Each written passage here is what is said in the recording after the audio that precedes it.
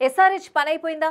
300 score అన్నారు. కాటేరమ్మ కొడుకులంటూ అంచనాలు పెంచేశారు. కానీ ప్రాక్టికల్‌గా అవేం వర్కౌట్ అవ్వట్లేదు. 300 కాదు, 200 కొడితే చాలన్న స్థితికి తీసుకొచ్చారు. హైదరాబాద్ జట్టుకు ప్రధాన బలం వాళ్ళ బ్యాటింగ్ లైనప్. అయితే సొంత గడ్డపై మాత్రమే కొడతామంటే ఎలా? ఇషాన్ కిషన్, హెడ్, అభిషేక్, క్లాసన్ లాంటి బలమైన ప్లేయర్లు పరాయి పిచ్లపై తేలిపోతున్నారు. ప్రత్యర్థి జట్లను ఎదుర్కోవడానికి తెగ ఇబ్బంది పడుతున్నారు. తాజాగా ముంబైతో జరిగిన మ్యాచ్ని పరిశీలిస్తే ఇదే విషయం అర్థమవుతుంది. సన్ రైజర్స్ బ్యాటర్లు హైదరాబాద్ గడ్డపై మాత్రమే పరుగులు సాధించగలరని స్పష్టమైంది.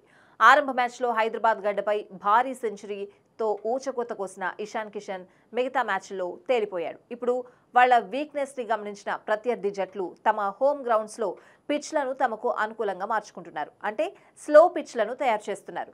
స్లో పిచ్లపై కాటేరమ్మ కొడుకులు చేతులెత్తేస్తున్నారు. వాంఖడే స్టేడియం పూర్తిగా ముంబై బౌలర్లకు అనుకూలంగా కనిపించింది. ఈ పిచ్ పై సన్ రైజర్స్ బ్యాటర్లు ఒక్కరు కూడా హాఫ్ సెంచరీ నమోదు చేయలేకపోయారు. అభిషేక్ మినహాయిస్తే మిగతా ప్లేయర్లు టెస్ట్ మ్యాచ్ ని గుర్తు చేశారు. ట్రావిస్ హెడ్ ఒక్క ఇంట్రెస్టింగ్ షాట్ కూడా ఆడలేదు. దీనికి తోడు హైదరాబాద్ ఆటగాళ్ల బలహీనతలను గమనించిన ప్రత్యర్థి జట్లు ముందుగా బౌలింగ్ నే చూస్ చేసుకుంటున్నారు. ఇది హైదరాబాద్ ఆటగాళ్లను తీవ్రంగా దెబ్బతీస్తోంది. ఫలితంగా స్వల్ప స్కోరుకే చాప చుట్టేస్తున్నారు.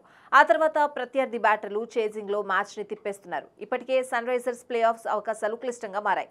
లీగ్ దశలో ఇంకా 7 మ్యాచ్లు మిగిలిన్నాయి. ప్లే ఆఫ్స్ చేరాలంటే 7 మ్యాచ్లు గెలవాల్సి ఉంటుంది. మరో 3 మ్యాచ్లు ఓడితే సన్ రైజర్స్ అధికారికంగా ప్లే ఆఫ్స్ రేస్ నుంచి నిష్క్రమిస్తుంది.